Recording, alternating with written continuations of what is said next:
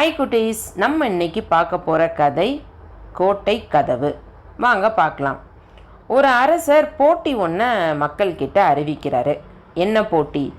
கோட்டை கதவை கைகளால் திறந்து தள்ளணும். வெற்றி பெற்றால் நாட்டின் ஒரு பகுதியை தானமாக வழங்கப்படும். தோற்று போயிட்டா தோத்தவனின் கை வெட்டப்படும் அப்படின்னு மக்கள்கிட்ட அறிவிக்கிறாரு. மக்கள் நிறைய பேர் யோசிக்கிறாங்க. ஆனால் பயந்து யாருமே போட்டியில் கலந்துக்கவே இல்லை. ஒரே ஒரு இளைஞன் மட்டும் போட்டியில் கலந்துக்கிறதுக்காக முன் வர்றான். அப்போ அங்கே இருந்த மக்கள்லாம் சொல்கிறாங்க, போட்டியில் தோத்துட்டேன்னா கையை வெட்டிடுவாங்க, உன்னோட எதிர்காலம் என்னாகும் யோசித்துக்கோ அப்படின்னு சொல்கிறாங்க.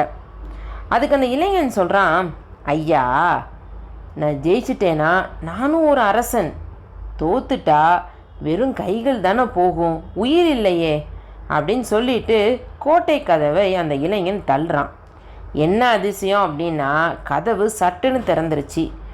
ஏன்னா கோட்டை கதவுகளில் தாழ்பால் போடவே இல்லை, கதவு திறந்து தான் இருந்தது. இதை பார்த்த அரசருமே இளைஞனுடைய அந்த தைரியமான முயற்சியை பாராட்டி சொன்ன மாதிரியே அவரோட நாட்டின் ஒரு பகுதியை தானமாக கொடுத்துட்றாரு. மக்களுமே அவனோட தைரியத்தை பார்த்து பாராட்டுறாங்க. ஹாய் கோட்டேஸ், உங்களுக்கு இந்த கதை பிடிச்சிருந்ததா? இந்த கதையில் வர்ற மாதிரி தான் நம்மள பல பேர் இப்படி தான் எதையாவது இழந்துருவோமோ இல்லை தோற்றுருவோமோ அப்படிங்கிற பயத்தில் முயற்சி செய்கிறதே கிடையாது. அதே மாதிரி நம்மளுமே நம்மளுடைய கனவுகளுக்கு தேவையான கடின உழைப்பையும் விடாமுயற்சியையும் தொடர்ந்து செஞ்சுக்கிட்டே இருந்தோம் அப்படின்னா கண்டிப்பாக ஒரு நாள் வெற்றி நம்மளை தேடி வரும். ஓகேவா குட்டீஸ்? நன்றி, வணக்கம்.